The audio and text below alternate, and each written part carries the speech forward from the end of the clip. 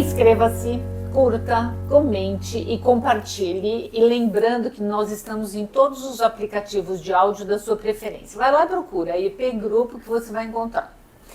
Bom, o nosso bate-papo de hoje, essa semana, é com a sócia-diretora de licenciamentos na Mind. Eu a conheço há um tempo, batemos um papo sempre sobre o assunto. Eu acho que mais do que na hora de vocês entenderem como é esse trabalho, que é incrível. Muito bem-vinda, Gil. Obrigada. Obrigada pelo seu tempo, pelo disponibilidade de estar aqui. Vamos lá. Criar valor para os produtos, serviços, pessoas, gerando interesse e satisfazendo as necessidades dos consumidores é o seu mood profissional. Tá certo, Gil? Fala um pouquinho aqui pra gente de você.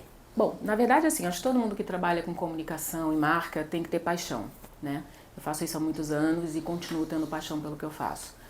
E além da paixão, eu acho que o segredo é você se apaixonar pela implementação, né? Sair desse campo da ideia e colocar as coisas, fazer as coisas acontecerem, né? Ter uma boa equipe e fazer as coisas acontecerem. Então acho que esse que é meu mood, é o que me move. Eu trabalho há muito tempo com branding, né? E o licenciamento, ele é o branding elevado à última potência, né? É quando você pega aquela marca, quando você pega aquele atributo e literalmente tangibiliza. Então, por isso que eu sou apaixonada pelo licenciamento também. Você também teve aí reposicionou algumas marcas ao longo da sua carreira, né?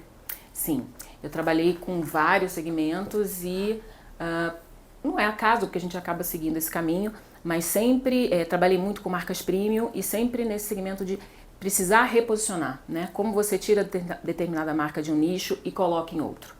Então isso também é uma coisa que eu fiz ao longo da minha carreira. Tá. Conta um pouquinho da sua trajetória profissional até você desembarcar aí na Mind, que eu sei que aí tem uma história bem bacana. O que você fez, como é? Tá, as pessoas se surpreendem, né, porque eu sou economista, eu não estudei marketing, né. Sou de uma geração que, quando você começava, efetivamente, sair da faculdade, o seu sonho era estar numa empresa multinacional, numa empresa global, né, que éramos trainees, era realmente difícil entrar, eu sou do Rio, e o sonho de todo mundo era estar numa empresa global. Eu comecei na Shell, lá ainda usei um pouquinho da economia, eu trabalhava na área de planejamento estratégico, mas logo depois já fui para marketing, trabalhei na Shell, trabalhei na Souza Cruz, numa época que as maiores verbas e as maiores agências de publicidade trabalhavam com cigarro. Então eram campanhas de fato, independente do produto, eram campanhas muito bonitas, trabalhei na Souza Cruz.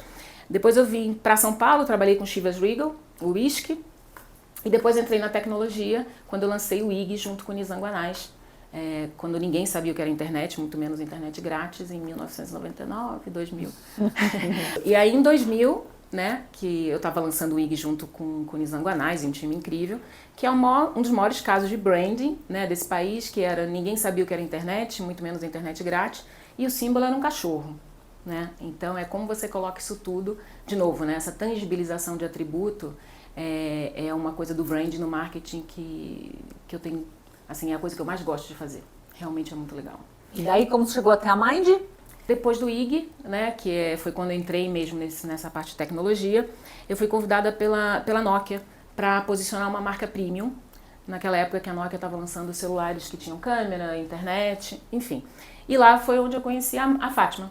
Ficamos amigas na época de Nokia e o resto é história, né? A Fátima, em determinado momento, me chamou para vir para a Mind, que era um acordo que a gente tinha. Quando fizer sentido algo que na Mind não tem e que eu saiba fazer bem, a gente volta a trabalhar juntas. E foi quando eu comecei na Mind, em 2020. Muito legal. E aí a Mind é a maior agência de cultura digital, música, talentos e marketing de influência do Brasil. E o que isso quer dizer na prática, para as pessoas entenderem o que a Mind faz mesmo? Tá. Na prática, a Mind enxerga o influenciador, ele faz parte da nossa cultura, né? É impossível, por menos que você diga que você é digital hoje, existe uma camada, né? Se a gente pensar que 90% dos brasileiros estão conectados à internet, 70% dos brasileiros, pelo menos 70%, seguem influenciadores. Então o influenciador, ele é um criador digital que influencia o mundo, influencia a cultura, né? Ele é o retrato daquela cultura que a gente está vivendo. E o que a Mind faz, e que a Fátima percebeu há pelo menos 10 anos, é como juntar as marcas a essa conversa digital. Né? Não é a marca ela não pode querer estar em qualquer conversa, ela precisa estar na conversa certa. Então o que a gente faz é ter esse radar da cultura digital, o que está acontecendo, quem está falando e quem combina com a sua marca. Então essa conexão marca e influenciador é o que a Mind sabe fazer de muito bem. Eu fiquei impressionada no evento que eu estive, o último. Eu acho que esse evento, ou pelo menos um mini evento, podia ser feito para os empresários entenderem um pouco, mais empresário, mais focado, um mini evento, que aí sim as empresas iam entender muito mais do que a Mind é capaz de fazer. Acho que ia ser muito legal. Qual é a dinâmica desse negócio? Como é que está estruturada a área de licenciamento lá dentro da Mind com você? Como eu falei, né, a Mind está no mercado de influência há pelo menos 10 anos. Com o passar do tempo, a Fátima captou. Com esse radar que ela tem, ela captou o seguinte: se as marcas estão usando, né, os influenciadores para falar das marcas, em alguns momentos até entrando como embaixadores, por que não fazer desse influenciador um produto? Então, o licenciamento, você sabe mais do que ninguém, não é uma coisa que surgiu há 4 anos. Mas há 4 anos ninguém pensava em colocar na mão de um influenciador um produto ou uma marca. Então, quando chegou esse momento, a gente pensou, bom, agora está na hora. E foi quando a gente fundou a Mind Brands, que é o braço de licenciamento da Mind. Você já licenciou a Hello Kitty para celulares e brinco? É uma comparação que a gente sempre faz, né? Na Nokia eu já fazia licenciamento de celular e você licenciava as marcas personagens, que é o que todo mundo já fazia, né? Todas as marcas que você pode imaginar a gente colocou dentro de celular. Então, de Cinderela, Barbie, a Hello Kitty, Fernando e Sorocaba, tudo que você pode imaginar já teve dentro de um celular. E o que eu costumo brincar, fazendo esse paralelo, quando a gente pega a Hello Kitty, por exemplo, né? Esse sucesso há décadas, todo mundo ama. É um personagem que nem boca tem, né? Então, e tem essa força. Então, imagina você pegar um influenciador que, além de falar, ele tem o seu próprio canal de comunicação, né? Então, quando você assina um produto, quando ele coloca literalmente a cara dele num produto, ele está colocando a cara, está colocando a voz e está colocando a relevância dele.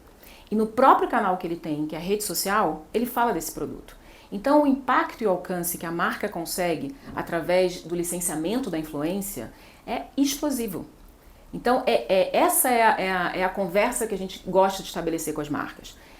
Você vai quase que imediatamente emprestar do influenciador, e aí esse papel que a gente tem, né, de juntar o nome certo à marca certa, os atributos que ele representa, você entra na conversa digital e você tem aquilo amplificado. Então, esse é o papel da Mind Brands, amplificar o poder do licenciamento através do influenciador. Incrível. Eu acho incrível. Me fala quais são as propriedades que fazem hoje parte do portfólio de licenciamento. Tá. Hoje a gente tem um casting dentro da Mind bastante diversificado, né, de cerca de 400 nomes. É claro que quando a gente vai tentar fechar, quando a gente vai fechar um negócio, você não leva para uma marca 400 nomes. Você antes faz um dever de casa, que é o nosso time de curadoria, que eu acredito que seja uma força muito grande da Mind, que é quando você estuda aquele cliente, estuda aquela marca, e aí você leva um nome. Então, a princípio, qualquer dos 400 nomes pode ser uma propriedade de licenciamento. O que a gente não faz é levar 400 nomes para todas as marcas. A gente faz um estudo, quem é o cliente, quem é a marca, o que você precisa naquele momento.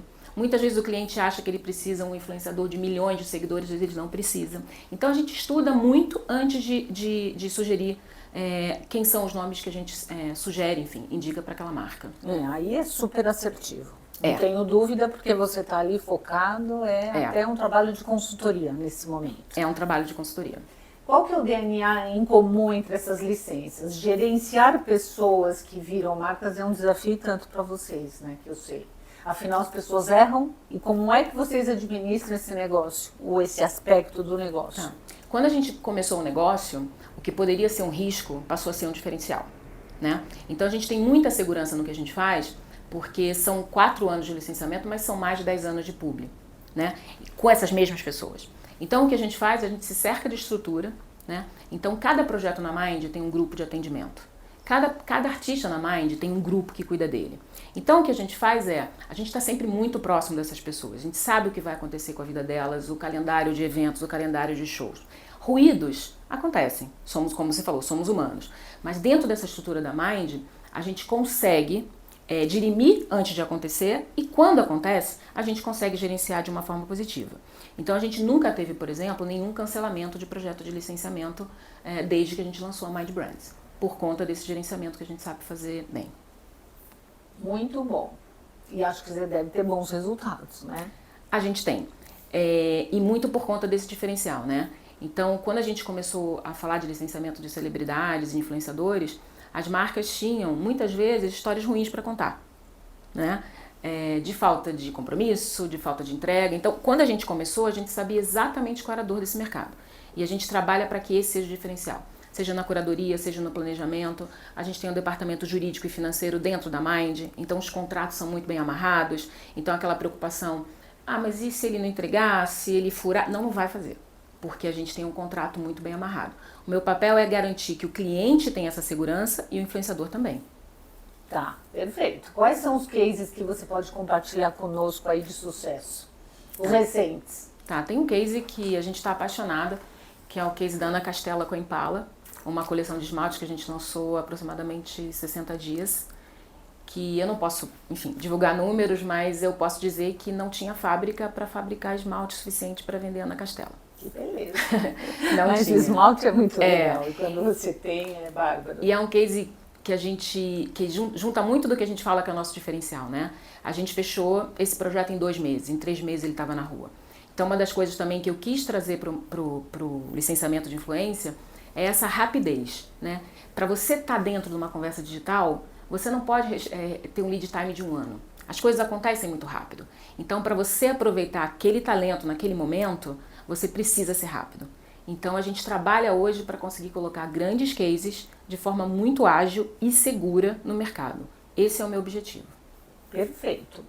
Você sabe que no licenciamento a gente vê muito isso, né? Porque tem marcas e personagens que têm uma força imediata e às vezes a indústria tem a dificuldade em fazer o produto com rapidez e perde o time. Então depende do produto, é muito mais fácil. E aí você conseguiu unir duas coisas e muito bom. Além da agilidade, a gente também procura agir com versatilidade. Então, por exemplo, eu não estou presa ao meu casting. Ana Castela, por exemplo, é uma artista parceira que a gente trouxe para esse projeto com a Impala. Perfeito. Qual que é o checklist que determina que uma empresa pode fazer uma parceria com vocês e ela está apta a isso? Tá. Acho muito legal você tocar nesse ponto, assim, porque normalmente o que eu percebo quando a gente vai para a rua é que as empresas, as fábricas, elas imaginam que licenciamento é mais complicado ou mais caro de fazer do que de fato é. Eu costumo dizer que não tem case de licenciamento pequeno que não faça parte do nosso check-up, por exemplo. O que eu faço não é querer fechar um negócio a qualquer custo, é fazer um bom negócio. E eu sou realmente o meio termo entre o influenciador e a fábrica. Eu preciso que esse casamento seja longínquo. Porque licenciamento é um namoro de 6 meses, de 1 ano, né? Eu preciso juntar. Então, no check-up, no checklist, como você disse, a gente faz perguntas de qual é a sua distribuição? Então, dependendo da sua distribuição, não adianta você pegar um influenciador de 40 milhões de seguidores, né? O que sua marca precisa? Ela precisa de reposicionamento agora? Ou você está querendo fazer mais venda? Então, na verdade, não é uma pergunta se você pode ou não trabalhar comigo. É um questionário que hoje eu faço, sabendo pela minha experiência que eu vou poder servir melhor a você ou trazer uma melhor solução se eu tiver aquelas informações. Então, basicamente depende do seu tamanho. Depende do seu momento, a distribuição que você tem, o que você precisa de fato fazer com a sua marca, qual é o target da sua marca. São perguntas que muitas vezes, quando a gente faz para o cliente, faz até ele raciocinar um pouco mais em relação àquilo que ele não chegou a pensar. E é o que eu sempre falo, assim, é um ganha-ganha. A gente que trabalha com isso, a gente é suspeito para falar, né? Mas é realmente um ganha-ganha. No final, e por isso que a gente tem tanta empresa renovando o licenciamento, é difícil alguém que já fez licenciamento sair desse negócio achando que não foi bom. A menos que a empresa não tenha levado um bom nome para você que fizesse sentido para o seu momento. Eu acho que esse checklist é para isso. Muito bom. Realmente eu acho importante. Talvez uma pequena empresa que esteja assistindo a gente fala assim, será que eu tenho chance? Porque ela é uma pequena indústria. Como que é o seu olhar para essa pequena indústria? E tem cases que são os que a gente tem muito chamego mesmo, né? A gente tem empresa, por exemplo, isso é uma coisa que não se fala como deveria, o licenciamento ele aumenta a distribuição, né? Então eu tenho casos aqui que a empresa voltou com uma expectativa de vendas de óculos e ela quando voltou para mim disse, a gente vai dobrar. Porque quando eu cheguei no meu atacadista, no meu distribuidor e falei que determinado nome estava chegando, então a gente tem empresas que a gente pegou no colo e foram para a segunda, terceira coleção muito maiores. É uma coisa que precisa ser dita, né? Não é só que você vai vender mais onde você já está, você vai ampliar a sua distribuição. De novo, né? E se você está num ponto de venda, é natural. Você tem ali um óculos, um está com um rosto conhecido e o outro não. As pessoas tendem a pelo menos se interessar por aquele que está assinado. Então a gente tem, não só trabalhamos com empresas que são menores, como também a gente fica muito orgulhoso de ver que elas cresceram por conta daquele job. Muito bom. Licenciamento é tudo, Licenciamento gente. É demais, não é? É. Me fala uma coisa, qual é a sua análise, né, sobre o mercado de licensing? Tá. Olhando assim, claramente um pouco mais pro marketing, pro licenciamento de influência, né, que é o meu negócio, felizmente a gente vê que tem ainda muito espaço para crescer, né? Se você colocar a Creator Economy, que vai nos próximos anos, literalmente são bilhões de dólares que vão ser movimentados, é um mercado que tende a crescer muito, né? O mercado de Creator, cada vez mais ele se amplia, é uma coisa que as empresas não podem ver mais apenas para publicidade, né? Então a gente tem a publicidade, a gente tem o licenciamento, a gente tem os produtos digitais que estão chegando cada vez mais forte. Então assim, a imagem desse influenciador não tem como a gente voltar para trás e ela deixar de ser levada a sério.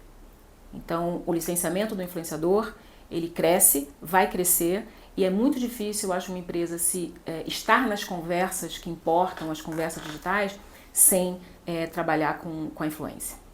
Bom, para a gente finalizar, eu queria saber quais são os movimentos de mercado que você acredita que estão confirmados para 2024 e se você pode dar algum spoiler aí, que todo mundo adora, né? Uma novidade. O que eu vejo, né? Como já falei, eu acho que a economia os creators, isso é inquestionável, ela vai crescer. O que eu acho que o mercado vai colocar o olho cada vez mais são nos pequenos influenciadores, né? No Brasil, quando a gente fala dessa faixa de influência, que a gente chama de pequeno, mas quando você vai para um país como a Europa, os nossos pequenos são muito grandes lá, a gente tem pelo menos 500 mil influenciadores no Brasil, né? Que são ávidos, estão criando conteúdo e as empresas vão começar a olhar para eles. Será que eu preciso desse de 40 milhões ou eu vou no menor? O que a gente nem chama de menor, a gente chama de nicho, né? Em determinado segmento, seja, por exemplo, se você vai fazer um licenciamento, o quanto aquela autoridade daquele influenciador que tem 100 mil seguidores, o quanto vale aquela autoridade, né? E os consumidores também estão prestando atenção nisso. Então, esse segmento dos menores, que não são pequenos, mas são menores que esses gigantes, eu acho que é onde o mercado vai trabalhar muito no próximo ano. Muito legal. Gil, quero te agradecer por sua presença. Eu adorei falar e acho que as pessoas também. Então eu não tenho dúvida que será um sucesso e você vai ter um grande sucesso lá na Mind. Conte comigo. Obrigada, Marici. Tá? Você que sempre esteve no começo comigo, quando, né? Lembra? As nossas conversas foram bem no comecinho da Mind. Então tenho que te agradecer muito também. Obrigada. Muito legal. Pessoal, e se você quiser estar aqui contando alguma novidade ou um case seu ou alguma coisa que você queira mostrar sobre o assunto, é só você entrar em contato. Obrigada.